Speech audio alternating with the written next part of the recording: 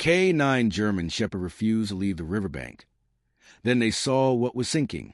A K9 German Shepherd stood motionless at the edge of a raging river, ignoring every call, every command, every attempt to move him. Rescuers thought he was in shock, frozen by fear or instinct. But when they followed his unblinking gaze into the current, they saw it.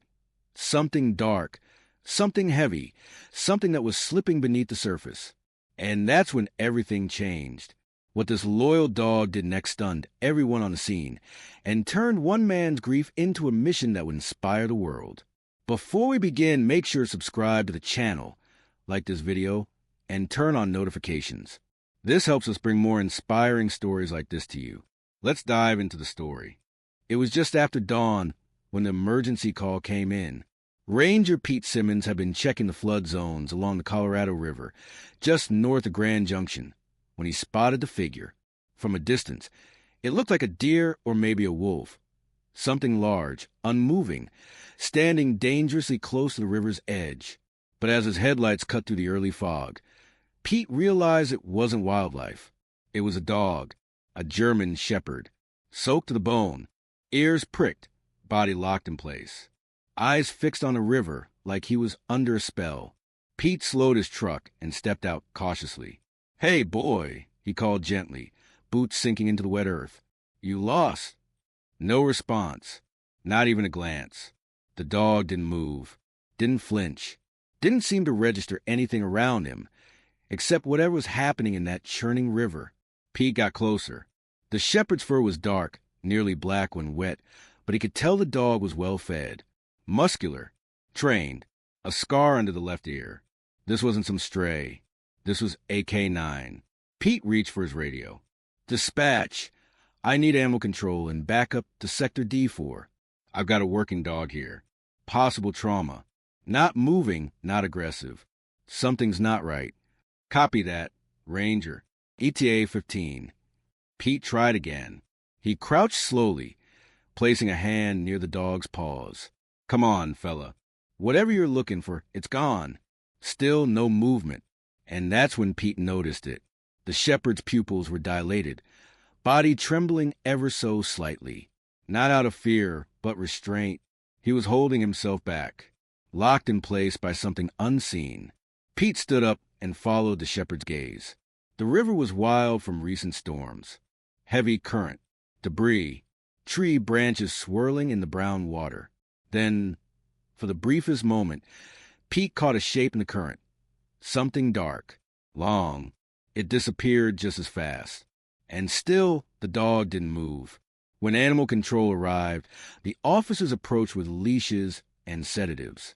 But Pete held up a hand. "Don't touch him," he said. "Not yet." One of the officers, Miranda, frowned.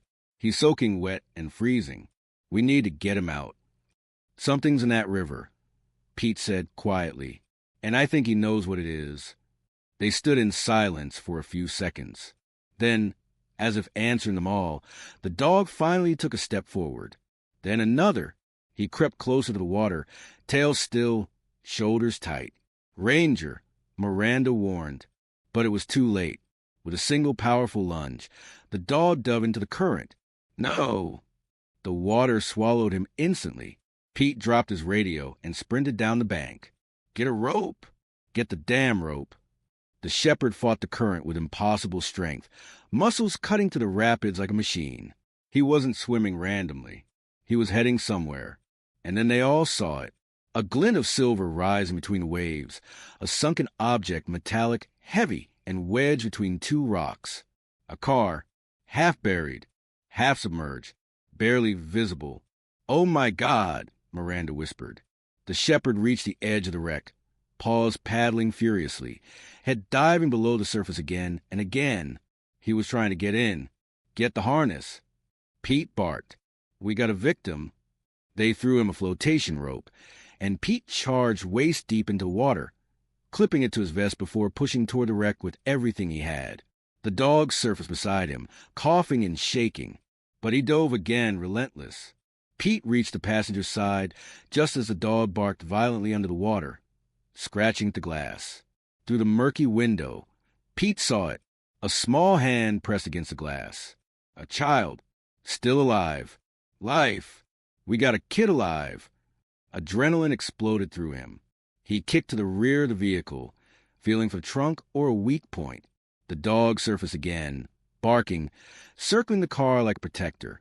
Pete used his rescue knife to smash the rear glass. Water flooded in, but he slipped through.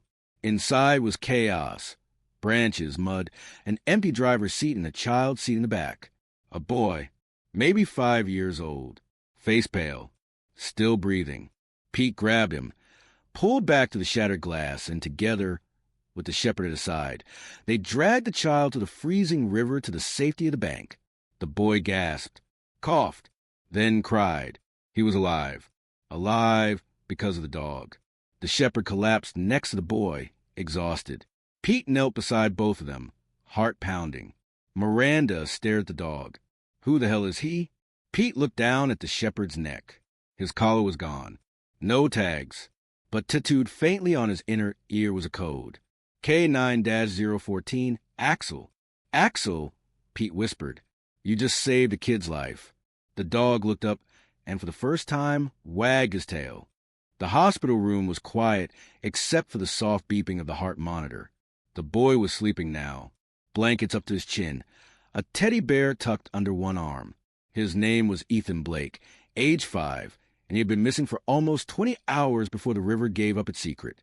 The car they pulled from the water had belonged to his mother, Sandra. Her body had been found a mile downstream, still strapped in by her seatbelt. Authorities believed the vehicle had been swept off the road during the early morning floods the day before. She likely swerved to avoid a fallen tree and didn't see the edge crumbling beneath her tires. The tragedy made local headlines instantly, but what made national news was the dog. No one could explain where Axel had come from, or why he had waited at that exact spot on the riverbank, motionless, for hours, maybe more. Pete Simmons sat on the plastic bench outside Ethan's hospital room, holding a file folder in his hands. Inside were the only details they had. A tattooed K9 code. No collar. No microchip. No records on any public registry. Pete had pulled strings through local law enforcement, border patrol, and even a contact in the military. The answer came the next morning. Axel wasn't just any dog. He was former military. Assigned to the K9 Combat Unit 3 to 17, Axel had served 2 tours overseas as an explosives detection dog with a handler named Sergeant Matthew Coulter. They had been deployed together for nearly 4 years, until Coulter was killed during a convoy ambush just 6 months earlier. After that, Axel had been decommissioned, but he disappeared during transfer.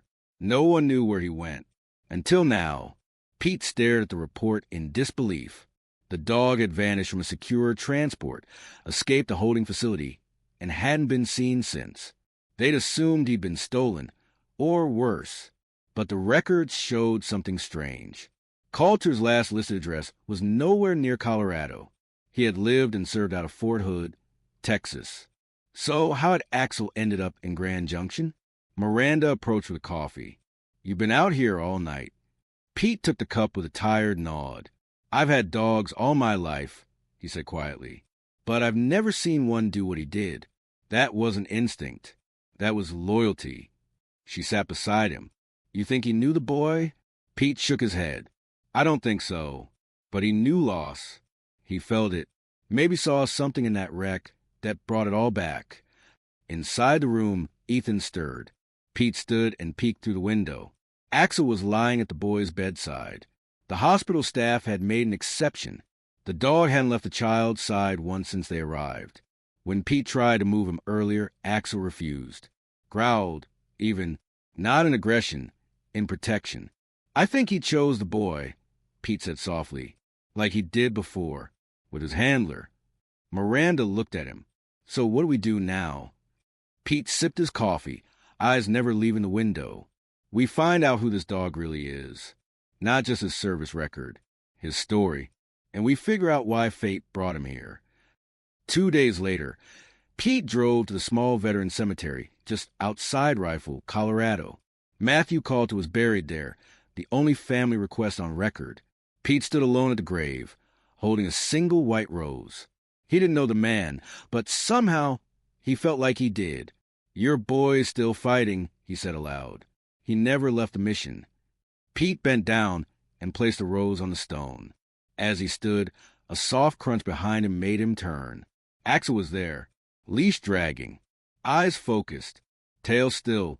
He had followed Pete all the way from the truck without being called. Pete knelt. "You remember this place, don't you?" The shepherd stepped forward and lay down, front paws stretched toward the grave, head bowed. It was the first time Pete saw him tremble, not from cold, from memory, from grief. Pete didn't speak. He just sat on the ground beside him. They stayed that way until the sun dipped below the horizon. Two shadows, one fallen soldier, and a silence that spoke louder than any words. The next morning, the hospital released Ethan into the care of his aunt, a woman named Melissa who lived in nearby Montrose. She was kind, overwhelmed, still in shock. She had no idea who the dog was or why it saved her nephew. But when asked if she wanted to adopt Axel, she shook her head. "He's not ours," she said gently. "He came here for a reason, and I think that reason might not be finished yet." Pete nodded.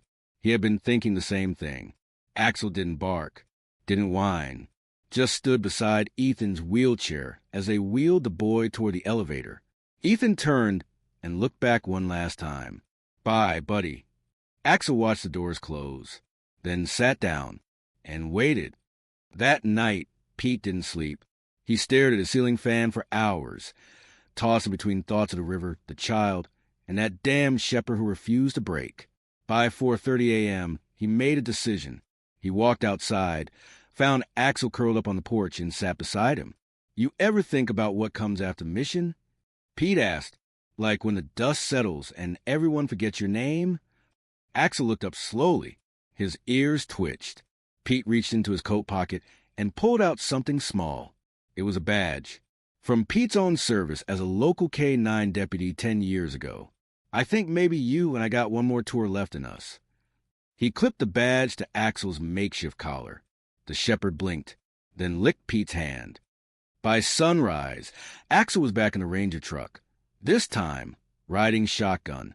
Pete called dispatch and requested temporary field clearance for Axel, citing a pending review for reinstatement as a certified search and recovery asset. He wasn't sure they'd approve it, but in the meantime, they had work to do, because something told him the river wasn't done with them yet. The storm had been building for days. Thick cloud hung low over the valley like a warning. The Colorado River had swollen again, devouring the banks, rising past normal flood markers. Local emergency crews were on alert, and Pete Simmons hadn't slept in over 36 hours. And neither had Axel. Since the boy's rescue, Pete and the shepherd had become inseparable. At first, Pete wasn't sure if the dog would tolerate authority after being left behind, but Axel surprised him. Every command was obeyed with military precision. Every gesture from Pete was met with unwavering attention. There was trust now, and something deeper. When Axel looked at Pete, there was no confusion, just quiet understanding, as if he decided Pete was his new mission. And Pete, he no longer questioned why the dog had appeared at the river that day. He simply believed. The emergency call came in just after dusk. A woman had reported a car swept off County Road 28 by a flash flood. The water had risen so fast, she hadn't even seen the car disappear. She called 911 from her porch as she watched it vanish under the torrent. Pete was already at the station when the call came through. He looked at Axel. "You ready, partner?" Axel stood and trotted to the truck without hesitation. Within minutes, they were back on the road, headed toward the river's bend where the current was strongest. Pete's tires skidded on wet gravel as he pulled up just shy of the flashing police lights. "Any sign of the vehicle?" he asked the deputy on site. "No visuals yet," the deputy replied. But a young woman, college-aged, was driving. She didn't come home. Parents say she took the back road after leaving work. Pete scanned the water, then looked down at Axel. The shepherd was already at the edge of the river, head low, nose working the air in short bursts. Then, ears up, he took off along the bank. "Let him go." Pete shouted, following on foot. Axel moved like lightning, not aimless, but directed. He weaved through trees, leapt over roots, and suddenly stopped at a fallen cottonwood leaning over the water, and barked. Pete caught up, breathing hard, and looked out. There, wedged beneath the branches, barely visible through the brown water, was the roof of a car. Axel back. Pete called, but the dog didn't move. He stood at the edge, barking again, urgent, sharp. Then he dove. Damn it, Axel. Pete grabbed a rope and vest from his truck, clipped it around himself, and charged into the water after him. The current was brutal, freezing. It fought him with every step. Axel reached the car first, scratching at the window. Pete swam beside him and peered inside.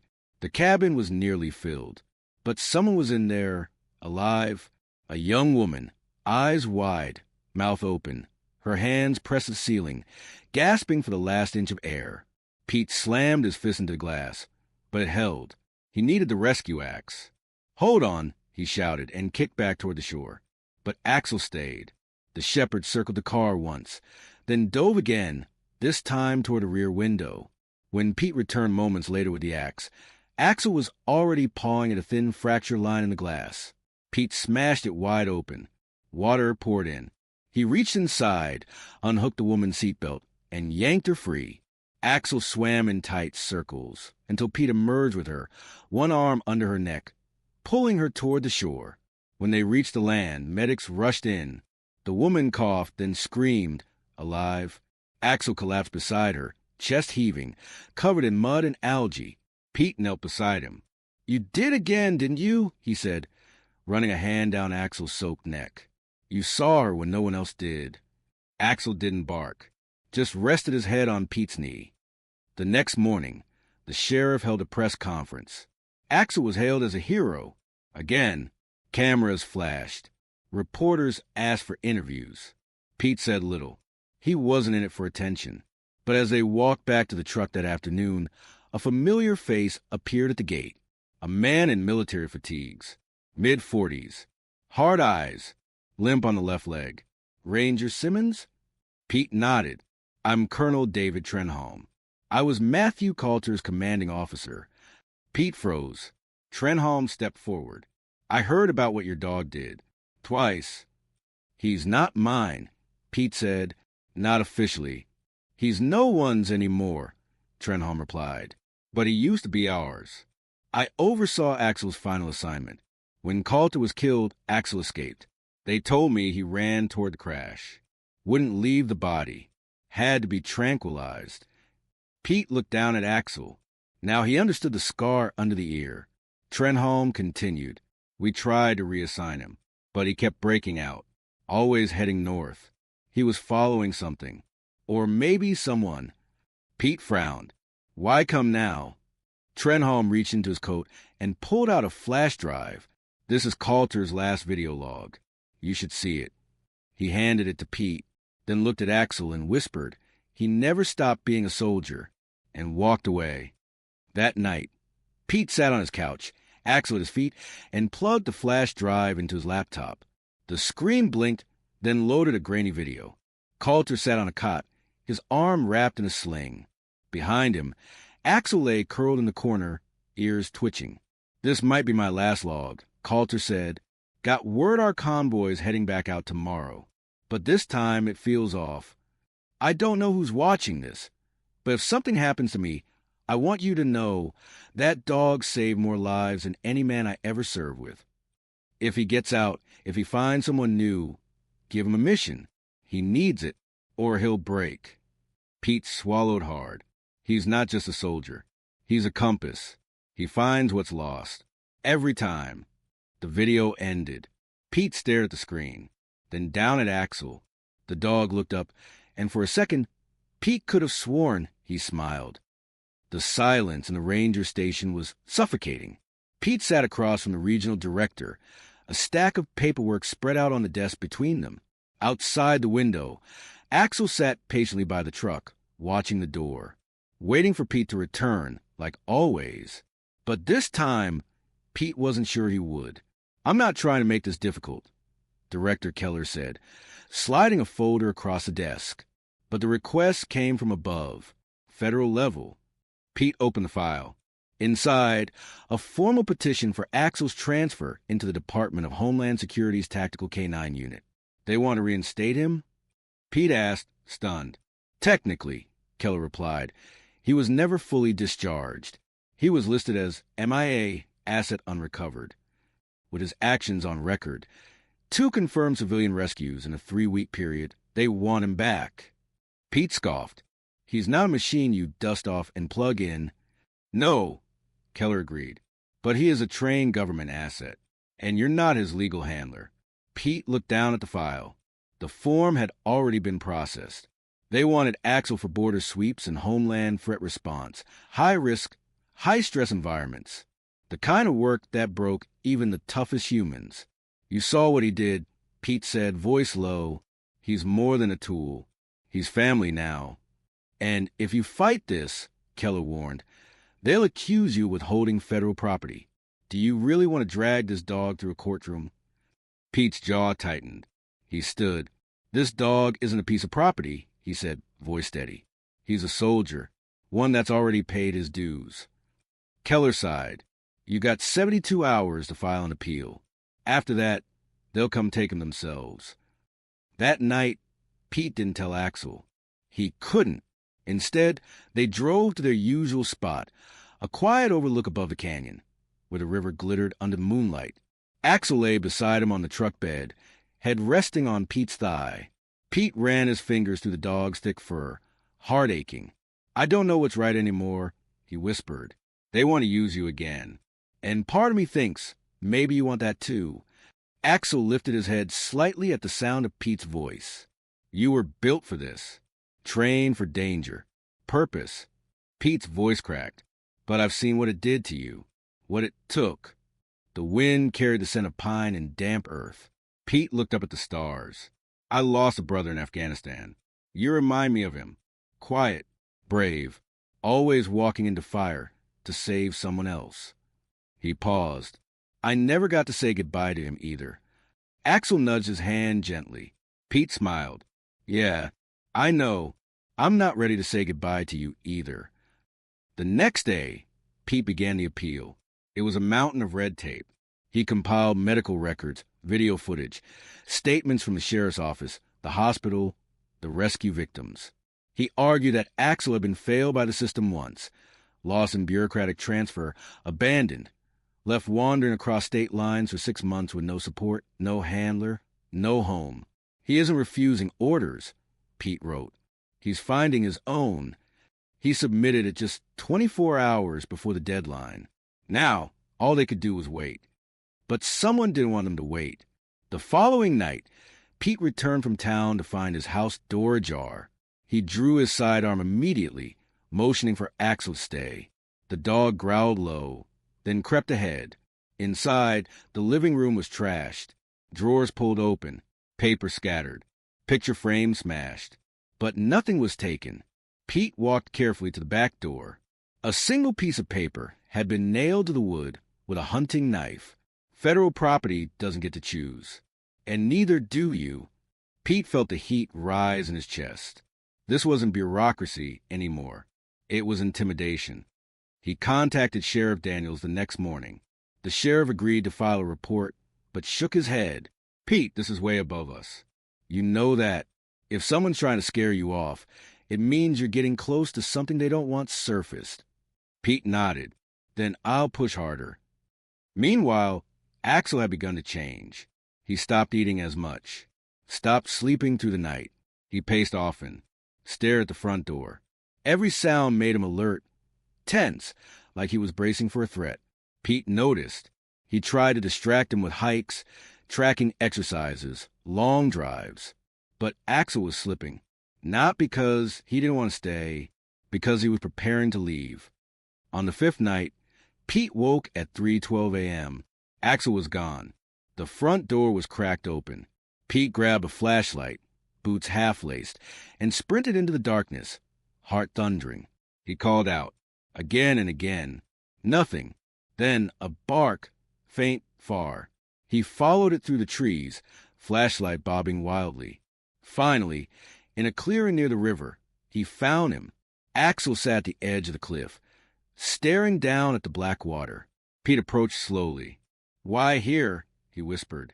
Axel didn't move. Pete crouched beside him. "This is where it started, isn't it?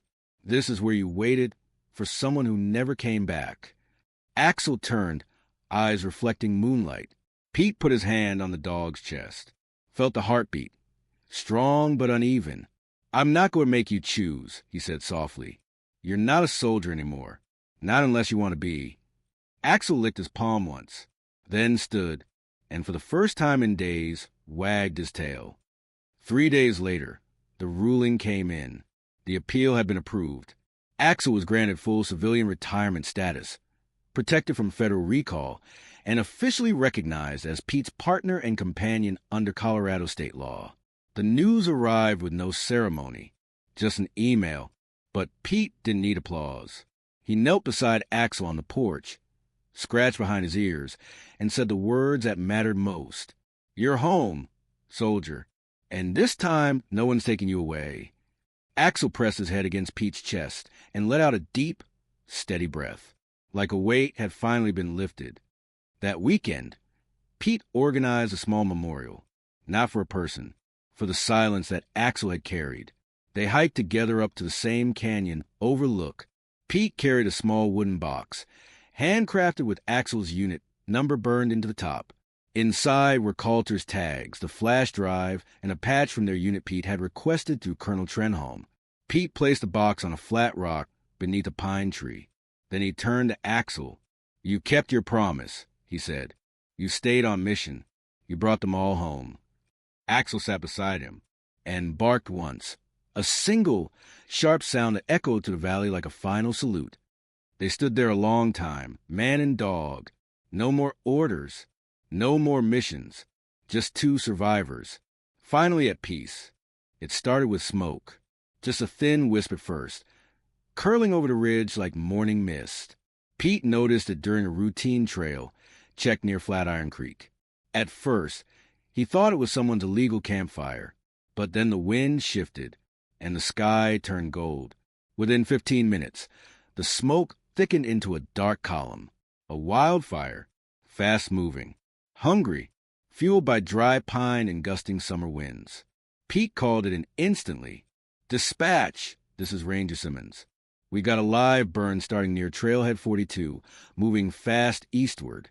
Looks like a crown fire." "Copy that, Ranger. Evac team's en route. Stay clear if possible." But Pete was already moving, because 5 miles and there was a remote trail camp where a youth group from Denver was scheduled to arrive that afternoon. If the fire moved faster than predicted, they'd be trapped. Axel leapt into the truck before Pete even opened the door. The old instincts were back, not just duty, urgency. They reached the lower ridge just as flames erupted from the treetops, like a tidal wave of light and heat. Pete barely had time to radio, and before embers rained down on the windshield, the forest roared. There was no turning back. Pete geared up, grabbing fire blankets, thermal goggles, and his emergency kit. He strapped a heat-resistant vest onto Axel, something he'd kept from his time in K-9 search and rescue. They moved on foot, cutting through the dense undergrowth, following old ranger markers. Smoke made it nearly impossible to see. Axel stayed low, navigated with his nose, dodging burning debris and weaving around fallen branches.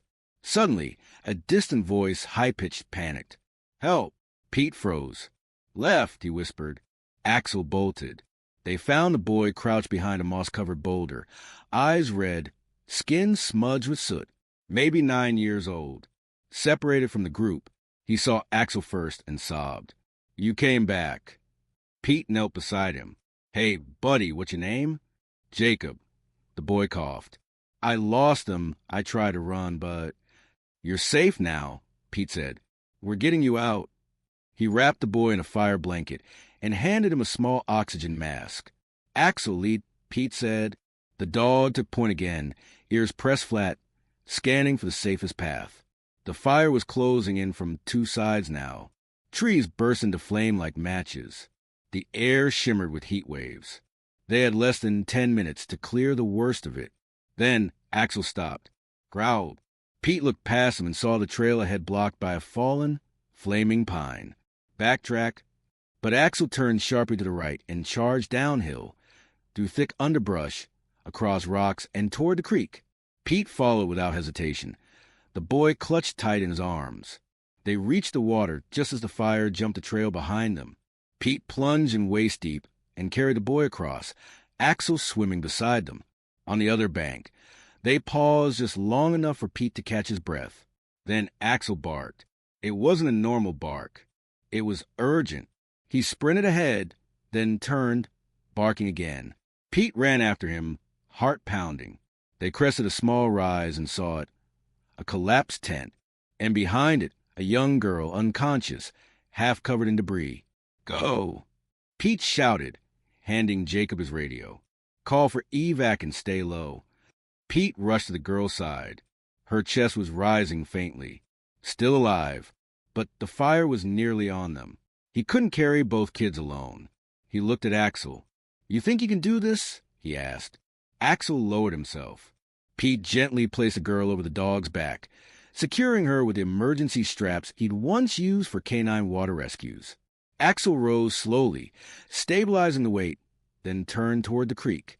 Pete grabbed Jacob and followed. They crossed again, smoke choking every breath. Pete stumbled once, then again. He couldn't see any more. The sky was orange, the heat unbearable. Then he felt it, a tug at his sleeve. Axel, he was beside him, guiding him now. The girl still balanced carefully on his back. The dog was limping. Burns scorched the fur along his flank. But he didn't stop, didn't slow, because there were lives depending on him. They emerged from the trees into a clearing just as a rescue chopper descended. Fire crews ran toward them. Paramedics lifted the girl from Axel's back and took Jacob from Pete's arms. Then Pete collapsed. Axel stood over him, whining softly, until they were both loaded onto stretchers. The hospital room smelled like antiseptic and burned cloth. Pete woke hours later with his arm bandaged and his face sunburned. Miranda sat beside him, her eyes red. You're alive, she whispered. Barely, he croaked, then sat up suddenly. Axel, she stood and walked to the door. A nurse stepped in, and behind her, Axel, bandaged, tail low, eyes locked on Pete.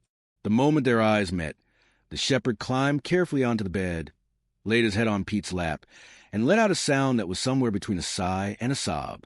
Pete buried his hand in Axel's fur. You crazy dog, he whispered. You did it again. The story went viral. Retired K9 saves 3 in wildfire heroics. News outlets played the helmet cam footage over and over. Axel crossing the river, carrying the unconscious girl, pulling Pete through the smoke. They called him a miracle dog, but to Pete, he was something more. He was family. Axel's injuries required 2 surgeries and months of recovery.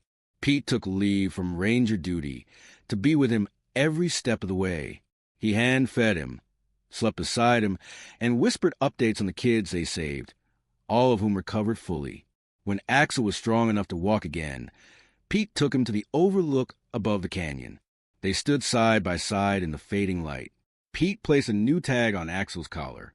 It read, Axel, Hero Survivor Family. And below it, Retired but Never Done. Axel barked once, sharp and strong, then turned to Pete, eyes steady, as if to say, We're not finished yet. It was late October when the letter arrived. Pete found it in his mailbox, buried between utility bills and a donation request from a veterans charity. The envelope was plain, no return address, no stamp. Just one word written across the front in thick, black ink. Axel. Pete opened it on the porch. Axel lying at his feet, the crisp mountain air making his fur ripple gently. Inside was a single sheet of paper, folded twice in a photograph. The photo stopped Pete cold.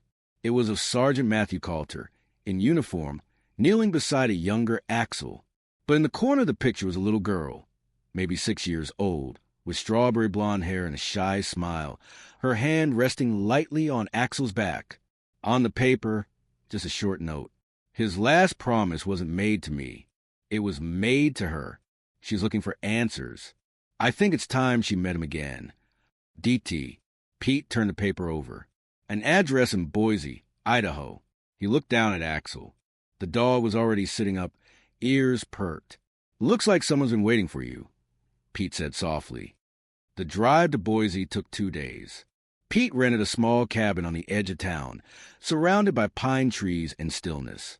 He didn't want press. He didn't want cameras. This wasn't a story. It was closure. The girl's name was Clara Jameson now, Coulter's niece, his only living family. She'd been raised by distant relatives after her uncle's death, never really knowing what happened in full detail. But the letter from Colonel Trenholm, sent quietly month before, had changed everything. Clara agreed to meet at the Veterans Memorial Park just before sunset. Pete arrived first, Axel at his side. The dog walked slower now, not limping, but pacing himself. The wildfire injuries had healed, but age had begun to creep in. Pete saw it in his eyes sometimes, in the moments between missions, when stillness made him reflect. Clara appeared minutes later, mid-20s now, the same strawberry blonde hair, but sharper eyes, the kind that had seen pain, and grown strong because of it. She stopped several feet away when she saw the dog. "Is that really him?" she asked, voice trembling. Pete nodded. He never forgot. Axel approached slowly, then stopped in front of her, and sat. Clara knelt. Her hand hovered for a moment, then landed gently on his neck. He pressed into it. Tears filled her eyes. "He used to sleep by my bed every time Matt visited," she whispered. "I was so little, but I remember how safe he made me feel. And then one day they were both gone." Pete said nothing. He knew there were no perfect words for grief delayed. Axel licked her cheek once. It was all she needed. They sat like that for a long time, woman and dog, old protector and forgotten child, healing a wound neither of them had been able to name. That night, Pete and Clara sat on the cabin porch, sipping coffee.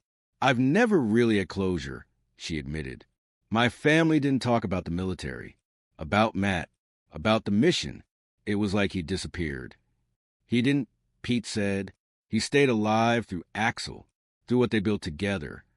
Clara looked down at the dog, now curled near the fire pit. "He still acts like he's on patrol." Pete smiled. "He always will." There was a pause.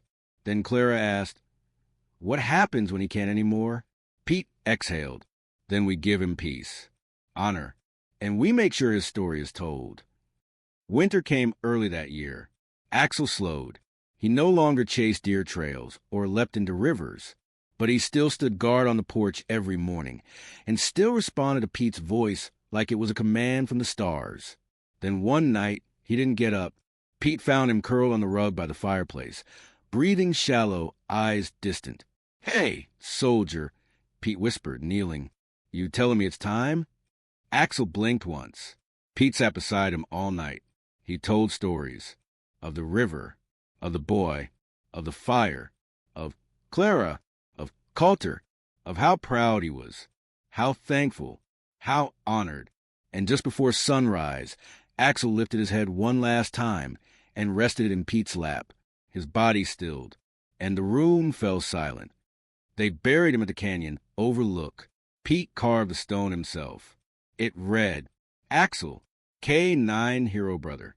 He followed pain to save lives. He carried burdens that weren't his. He chose love when duty was done. Clara came. So did Miranda, Sheriff Daniels, Jacob and the girl from the wildfire. Even Colonel Trenholm flew in. They said a few words, but mostly they just stood quietly, because some legacies don't need speeches. They live in the silence that follows bravery. 1 year later, Pete returned to the same spot with a new dog, a pup, not to replace Axel, but to continue him. He named him Valor, not because of what he'd done yet, but because of what Axel taught him, that the greatest missions aren't written in war records. They're carved into lives, into the boy saved from a drowning car, into the girl pulled from fire, into the niece who found peace, into a man who learned how to love again, and into everyone who ever watched a K9 German Shepherd and saw not just a dog, but a story. If this story touched your heart, subscribe to the channel and leave a like. Share it with someone who believes in second chances, and help us honor the loyalty of heroes who never speak, but change everything. Because sometimes the ones who walk beside us without words leave behind a legacy louder than any voice.